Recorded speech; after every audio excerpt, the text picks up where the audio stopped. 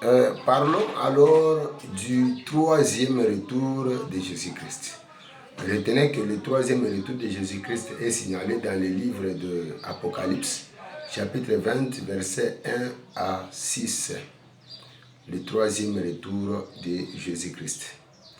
Jésus-Christ retournera sur la terre pour y régner pendant 1000 ans.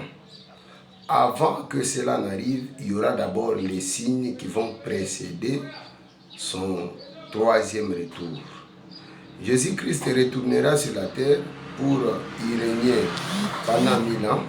Et quand il viendra pour régner dans ce monde, tout le monde le verra. Tout le monde le verra. Et il viendra régner sur la terre comme homme des hommes et roi des rois.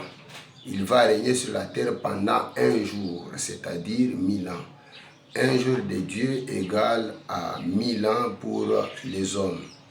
Quand Jésus-Christ viendra, il incarcérera le dragon qui est Satan pendant tout son règne de 1000 ans. Il y aura maintenant une deuxième résurrection. Il y aura une deuxième résurrection de ceux-là qui ne croiront pas à la bête. Il y aura une deuxième résurrection de ceux-là qui ne croiront pas à la bête. Ils seront nombreux.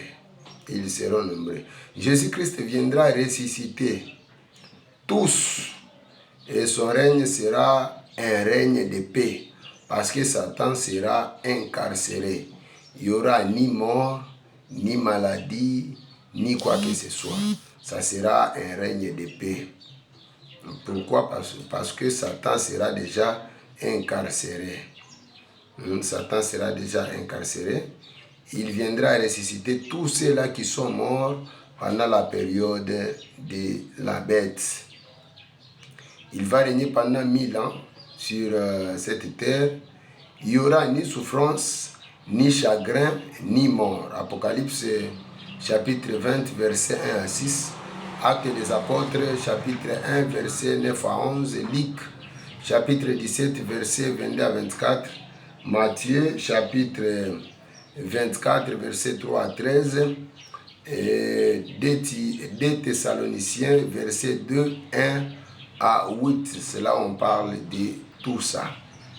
Alors, la cause de son troisième retour. La cause de son troisième retour. Retenez que Jésus-Christ viendra à son troisième retour pour accomplir la prophétie. Pour accomplir la prophétie. Comment pour accomplir la prophétie? Parce que quand Jésus-Christ est né, quand il est né, les mages ont suivi son étoile. Les mages ont suivi son étoile qui est le signe de la royauté. Les mages avaient suivi son étoile qui est le signe de la royauté du Christ, le roi d'Israël pour son règne. Les gens l'ont vu, mais ne l'ont pas cru. Tout le monde a vu Jésus, mais surtout les Israélites. Les Israéliens, les Israélites dirais-je. Ils l'ont vu, mais ils ne l'ont pas cru. Jusqu'à aujourd'hui, les Israéliens ou les Israélites attendent l'arrivée de Jésus-Christ. Ils attendent l'arrivée de leur roi. Voilà pourquoi Jésus-Christ viendra comme leur roi. Voilà pourquoi Jésus-Christ viendra comme leur roi. Matthieu chapitre 2, verset 1 à 5. Deutéronome chapitre 30, verset 3 à 9. Romains 11, verset 25 à 27. Michée chapitre 5, verset 2. Et Apocalypse chapitre 1, verset 7. Jésus-Christ viendra comme roi des rois. Il viendra régner sur la terre pendant 1000 ans. Il va incarcérer Satan pendant 1000 ans. Il n'y aura ni mort, ni chagrin, ni souffrance. Il y aura seulement la paix. Et tous ceux-là qui étaient morts pendant la période de la bête seront ressuscités. Ils seront tellement nombreux. seront tellement nombreux, seront ressuscités. Tous ceux-là qui n'ont pas accepté la bête, tous ceux-là qui ont refusé la bête seront ressuscités et vont régner avec Jésus pendant 1000 ans sur la terre. Après ces 1000 ans, Jésus-Christ va partir, il va retourner et il va libérer Satan pour qu'il règne pendant un peu de temps. Et lui aussi, là où il partira, il ne va pas longtemps durer.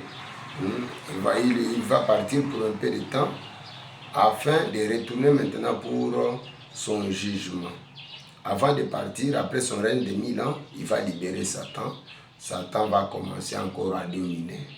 Il va commencer à dominer pendant un peu de temps et Jésus-Christ reviendra. Et donc, le troisième retour de Jésus-Christ, c'est pour régner sur la terre parce qu'il est le roi des rois. Les mages ont vu le toit qui brillait, qui est le symbole de la royauté de Jésus-Christ. Il faudrait qu'il vienne régner sur la terre pendant 1000 ans. Il viendra pour incarcérer Satan, fermer Satan pendant 1000 ans de prison. Et tous les morts, tous ceux-là qui sont décédés pendant la période de la bête, tous ceux-là qui n'ont pas cru à la bête seront ressuscités et après ils vont régner avec Jésus-Christ. Que Dieu nous bénisse abondamment. Merci. Alors, retenez également que avant son arrivée, avant son troisième retour, il y aura d'abord Élie et Moïse qui viendront. Élie et Moïse viendront enseigner aux Israéliens que la personne qu'on a refusée, l'homme qu'on a rejeté, c'est bien lui le Messie, c'est bien lui le Sauveur. Et après ces enseignements, parce que les Israéliens, les Israélites, jusqu'à aujourd'hui, attendent que Jésus-Christ descende comme ça du ciel. Alors, avant son arrivée, Moïse et Élie viendront, ils vont retourner encore en Israël pour enseigner aux Israéliens que non, la personne qu'on a rejetée, l'homme qu'on a rejeté, c'est bien lui le Messie, le Sauveur, c'est bien lui notre roi, le roi des rois. Et après, Moïse et Élie seront tués à Golgotha. Ils seront tués à Golgotha. Et après 3 jours, ils seront ressuscités, puis enlevés au ciel.